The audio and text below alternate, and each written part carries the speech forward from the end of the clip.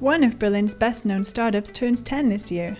DaWanda is Germany's answer to Etsy, a platform for handcrafters to sell goods they create to people who want to buy something a little different. Back then it was a niche, now it's a major market. Today, DaWanda has more than 6 million products, but at the beginning it was hard to get financing. I'm a female founder.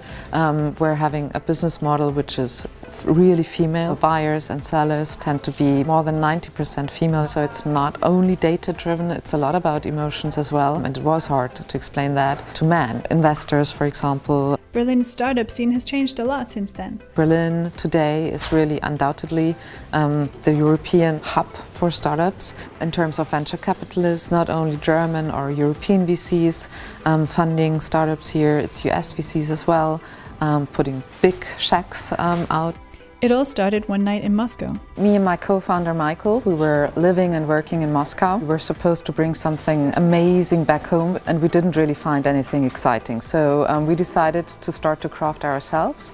So we bought some little matryoshkas and started to paint them. The result was really ugly and we couldn't give that away, but it was the moment when we said, okay, let's start a platform where people who are creative can sort of propose their products and people like us can find it.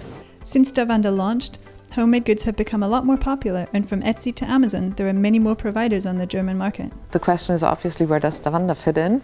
And we understand ourselves as, yes, an international player, definitely a European player.